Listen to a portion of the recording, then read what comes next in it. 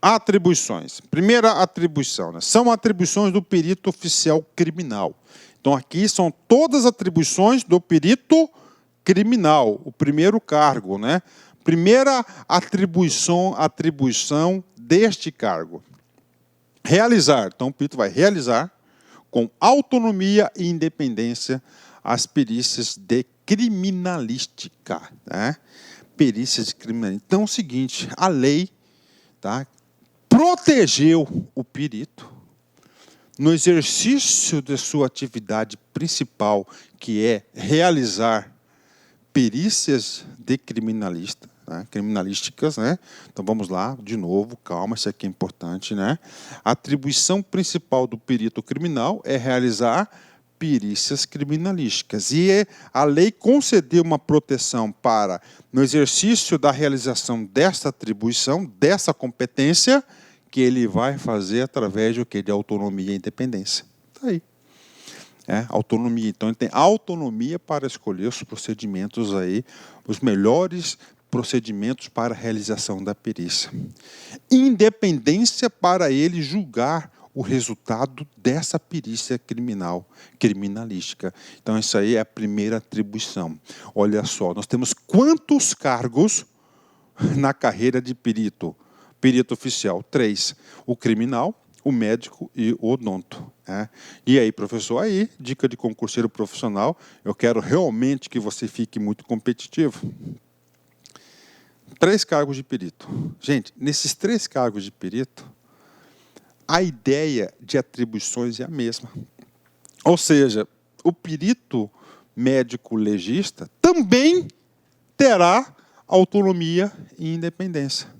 E o odonto também terá a autonomia e a independência. Então, são coisas comuns. Então, dessas atribuições aqui, se eu não me engano, são 12 atribuições, 13 atribuições do perito criminal, né?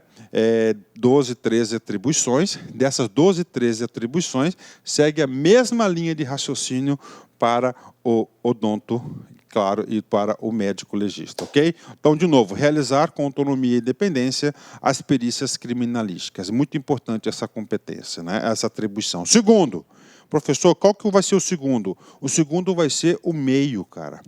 Né? Aonde que serão registradas essa perícia? Laudo pericial. Laudo pericial. Exercer a função pericial técnico-científica específica, quando requisitadas, emitindo o respectivo laudo pericial nos termos da legislação processual penal, né? Então, ele vai realizar a perícia criminal e o resultado vai ser o laudo pericial, que é o mesmo documento do perito criminal, do médico legista e do odonto legista. 3. Prestar auxílio de sua especialidade, quando solicitado, aos peritos médicos legista e odonto legista, tá, né? Ok? Então, ele tem aí, ele vai prestar o auxílio para os demais colegas, né? E claro que os demais colegas também vão retribuir e vão prestar auxílio para o perito criminal. Competência, atribuição 4. Comunicar imediatamente ao seu superior imediato os fatos de natureza grave ou relevantes que se apresentarem em plantão, registrando-os em livro próprio, né? Então, aí o poder de agir, né? Tomar as providências que forem mais urgentes nos casos em que apresentarem quando plantão, né? Então, olha aí, quando ele estiver lá em plantão, né, o perito, aqueles mais urgentes aí, ele deve tomar as providências em primeiro plano, né? Ok? Vamos lá. 6ª atribuição, consignar no livro de ocorrência da seção a seu cargo todos os casos atendidos, fornecendo os elementos necessários para o respectivo registro. Tranquilo? 7. Propor o estabelecimento de novos métodos e técnicas de trabalho pericial através de pesquisas laboratoriais que visem o aprimoramento funcional. 8. Efetuar os exames, análise e pesquisas que lhe forem distribuídos ou solicitados. 9.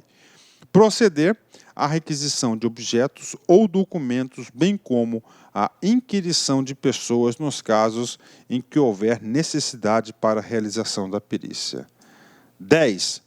elaborar e assinar os laudos periciais dos exames procedidos de acordo com a padronização estabelecida em regulamento. Opa, parou. Cabe explicação aqui. Ó, elaborar e assinar os laudos periciais dos exames procedidos de acordo com a padronização estabelecida em regulamento. Professor, o senhor falou lá no começo que o cara tem autonomia e independência. Bacana. Tá. Autonomia para propor lá a metodologia que ele julgar melhor. Só que não é totalmente discricionário essa autonomia. Aqui lá no inciso 10 ele fala o seguinte, ó, cara, você pode ter autonomia, mas essa sua autonomia de acordo com a padronização estabelecida em regulamento. Então existe toda uma padronização para a emissão de laudos periciais. E os peritos deverão ter autonomia, tá certo? Na aplicação desse regulamento, tá certo? Desse regulamento. Então, isso aí é muito importante. Então, ele está preso ao regulamento. E tem. Nessa pesquisa que eu fiz aqui, encontrei mais de 30 portarias, decretos aí, normatizando essa padronização. 11. Cumprir e fazer cumprir as disposições legais, bem como as ordens de serviço, despachados e determinações do coordenador geral de criminalística, né? Professor, e aí, que esse cara aqui, ó, por que está em amarelo o coordenador geral de criminalística? É muito simples, explicando para vocês. Olha só, essa lei que nós estamos estudando, né? Que é a lei, olha só, 8.321, ela é de 2005, não é isso? Nessa época aqui, a Politec, olha só, era uma superintendência.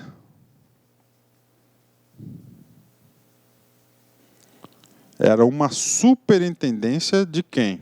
Da secretaria. Tá? Na época era Sejusp, agora é CESP, né? O que aconteceu, cara? Ó, essa estrutura aqui da Politec, ela foi alterada. A Lei Complementar 391 de 2010 transformou essa superintendência aqui em um órgão desconcentrado.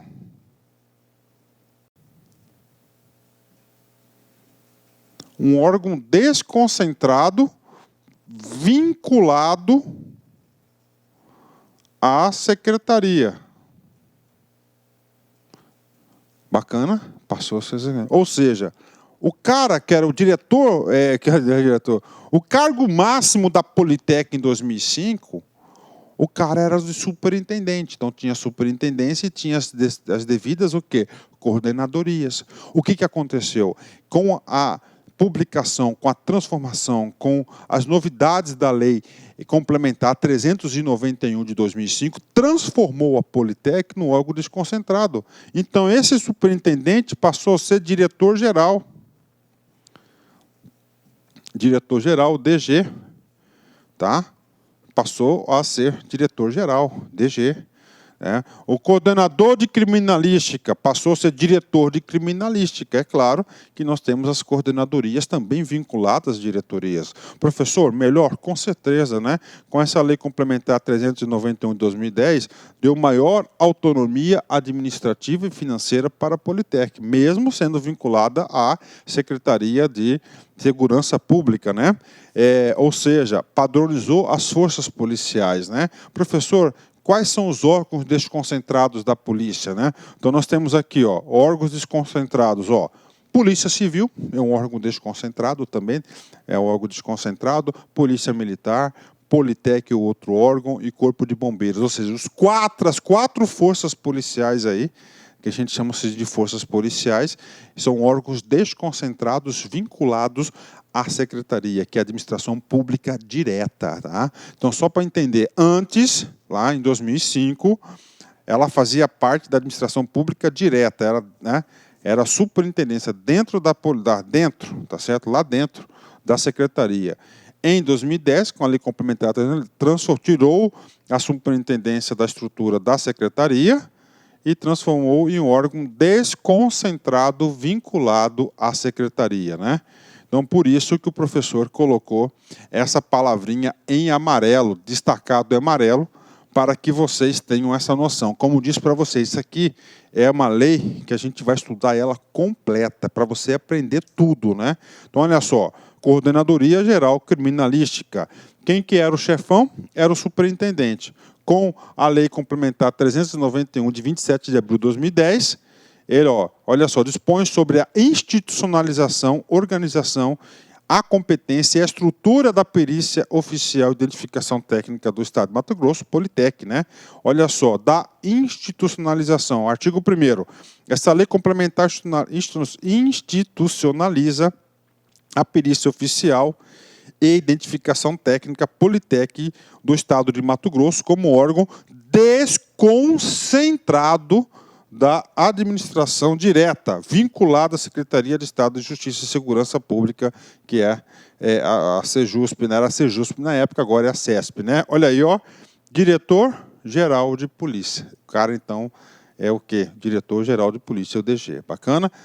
Próxima competência, atribuição do perito, comparecer perante o juízo competente para prestar esclarecimentos, respondendo os quesitos previamente elaborados, quando requisitado pela respectiva autoridade. Próxima competência, está aqui, última competência, 13 competência atribuição, né?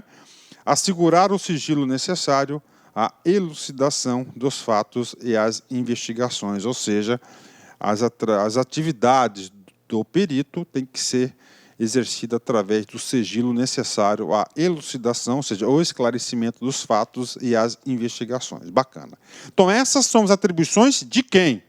Do perito oficial. Agora, nós vamos falar das atribuições do perito oficial médico-legista. Nós falamos de quem? Primeiro, do criminal, né? Perito oficial criminal. Agora, médico-legista. Segue a mesma linha de raciocínio, né? Efetuar com autonomia e independência, o quê? O outro lado aqui, efetuar perícia, né? Criminalística. Perícia criminalística do perito criminal. Olha só, primeira observação, o médico legista também goza de quê? Autonomia e independência. Tá? Independência. Efetuar o quê? Exames em cadáveres para determinação de causa-mortes. Olha só, exames em cadáveres para determinar a causa-mortes. Ou seja, todo mundo que vem a falecer, que vai ser transformado em um cadáver, ele tem que passar para o Instituto Médico Legal, isso é regra, isso aqui é regra, e lá no Instituto Médico Legal, o IML, o médico legista vai ter que laudar, a gente vai falar do laudo no inciso 2, qual que é o quê? Determinação da causa-mortes, tá? Então, essa aqui é uma das principais atribuições do médico legista. E, além de identificar causa-mortes lá do médico legista, e exames em pessoas vivos, para determinação de natureza das lesões e a consequente elaboração dos laudos periciais criminais. Ok. Tá? Exames em pessoas vivas. Ali colocou vivos, mas tinha que ser vivas, né, para combinar. Ok, tudo bem, isso aí está na lei. Vamos lá. Maria da Penha. O sujeito foi lá e deu uma surra na patroa. E aí? Prenderam o cara, né? E aí a vítima, tá? A patroa, vai até o IML e ela vai ser submetida a um exame de corpo de delito. Para quê? Para identificar, o médico identificar as consequências do dano que ela teve. Então, essa identificação aí, dos exames de pessoas vivas é feita em quem? Por quem? Pelo médico legista. Bacana, fechou. Tá. Essa aqui nós temos 13 atribuições que nós já vimos, aliás, nós vimos 13 atribuições do perito criminal. Das 13, a que mais vai diferir é a 1. O restante segue o mesmo conceito. 2. Exercer a função pericial técnico-científica específica emitindo o respectivo laudo pericial. nos termos da legislação processual penal. Então, nós temos aí uma atribuição comum, né? Se você for analisar, comparar o texto, é o mesmo texto, que vai se repetir lá do odontologista também. Ó, então, qual que é o principal instrumento do médico legista? O laudo pericial, tanto para identificar a causa mortis, quanto para os exames em pessoas vivas, né? Terceira atribuição, prestar auxílio de sua especialidade, quando solicitado, prestar auxílio para quem? Agora troca, né? Peritos criminais e odontologista, né? 4, comunicar imediatamente ao coordenador geral de medicina legal. Agora nós não temos mais esse cargo, né? Agora é o diretor-geral, tá, de medicina legal. Os fatos de natureza grave ou relevante que se apresentarem em plantão, registrando em livro próprio. Outra atribuição, comparecer perante o juízo competente para prestar esclarecimentos, respondendo os quesitos previamente elaborados, quando requisitado pela respectiva autoridade. Propor o estabelecimento de novos métodos e técnicas de trabalho pericial, através de pesquisas laboratoriais que visam aprimoramento funcional. 7, proceder às diligências necessárias à complementação dos respectivos exames periciais. 8, proceder à requisição de objetos ou documentos, bem como à inquirição de pessoas, nos casos em que houver a necessidade para a realização da perícia. 9, elaborar e assinar os laudos periciais e exames de acordo com a padronização estabelecida em regulamento. 10, cumprir e fazer cumprir as disposições legais, bem como das ordens de serviços, despachos e determinações do coordenador geral de medicina legal. Lembrando que não tem mais coordenador geral, agora é diretor de medicina legal, porque foi transformado em um órgão desconcentrado. 11ª, proceder à exumação necessária à elucidação da causa mortis, né? Isso aqui agora é uma outra específica do médico legista, ó.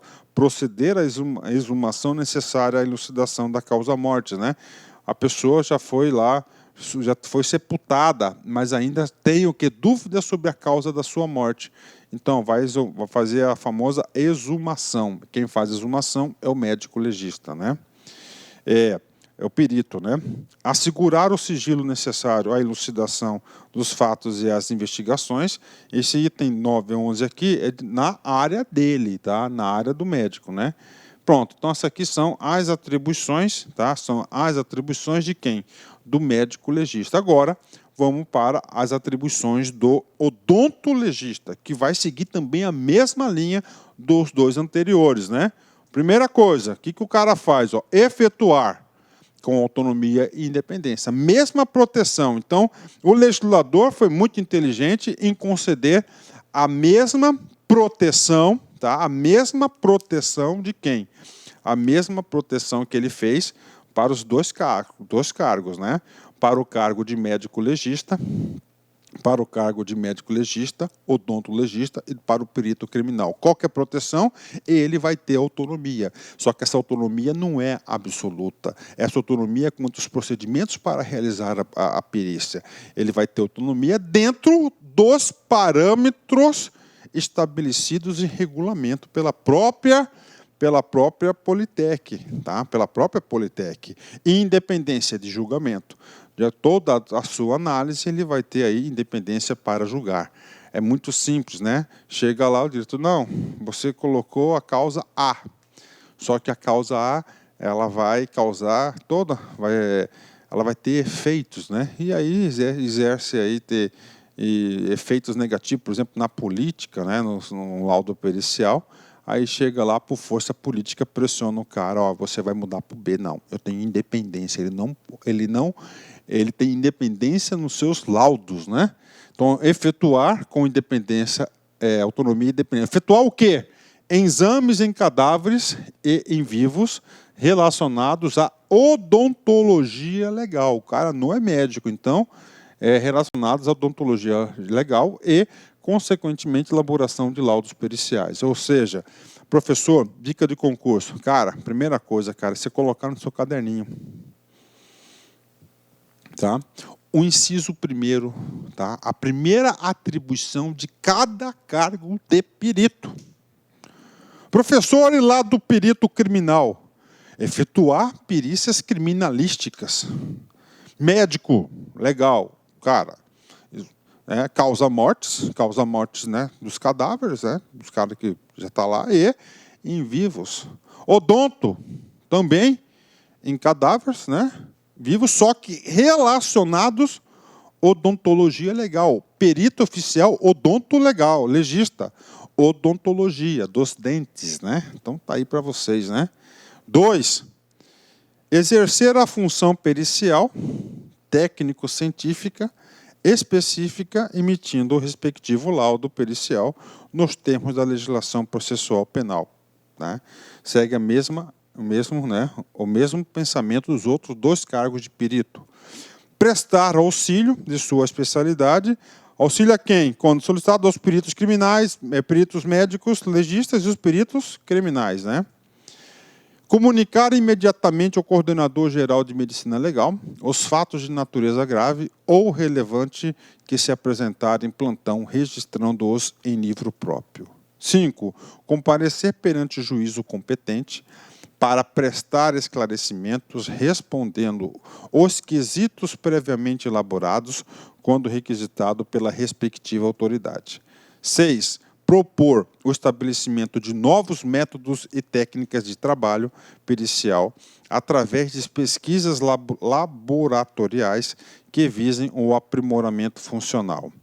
7. Proceder às diligências necessárias à complementação dos respectivos exames periciais. 8. Proceder à requisição de objetos ou documentos, bem como a inquirição de pessoas nos casos em que houver a necessidade da realização da perícia, elaborar e assinar os laudos periciais dos exames de acordo com a padronização estabelecida em regulamento, mesma linha de raciocínio, cumprir e fazer cumprir as disposições legais, bem como as ordens de serviços, despachos e determinações do Coordenador-Geral de Medicina Legal, proceder à exumação necessária à elucidação da causa-mortis, né? E assegurar o sigilo necessário à elucidação dos fatos e às investigações. Pronto! Terminamos, nós falamos o quê? Nós falamos aqui das atribuições dos cargos de perito. São quantos cargos de perito? 3. Criminal, médico e odonto. Pronto, acabou. E agora, professor, os demais cargos? Primeiro cargo, vamos falar de atribuição, pela ordem, pela sequência da lei, são as atribuições do cargo de papiloscopista, né? Então, aí são atribuições do papiloscopista, né? E aí, professor, cara, diferente, né? Diferente, tem que saber. O legislador, tá? Ele organizou as atribuições do cargo de papiloscopistas em 2 grandes blocos, que ele chamou de inciso 1 e de inciso 2. Inciso 1, relacionados à área civil. O inciso 2, relacionados à área criminal. Professor, a área civil, né, principalmente lá que giram em torno do Registro Geral Numérico, o famoso RG. Professor, esse RG é o quê? Esse RG é a carteira de identidade. Ok. Professor, todo mundo passa por lá, não tem jeito. Você vai ter seu documento oficial. E esse documento oficial você passa a ter aí acesso aí a vários serviços públicos. Você passa a existir, você passa, além de serviços públicos também, outros serviços oferecidos pela iniciativa privada. Sem RG você não consegue abrir contas bancárias, não pode ter serviço de bancos. Não existe, né, cara, praticamente, né? Entenderam, gente? E o outro da área criminal? Da área criminal para a identificação das pessoas detidas, das pessoas presas. A gente vai detalhar essas 2 atribuições do papiloscopista, né? Professor, eu sou concurseiro, professor, estou começando agora a vida de concurseiro, professor, eu quero saber um pouco mais sobre esse papilos, né? Então, antes da gente adentrar nessa área das atribuições do papiloscopista, eu quero explicar para vocês um pouquinho o que é o papiloscopia, o que é papiloscopia, né?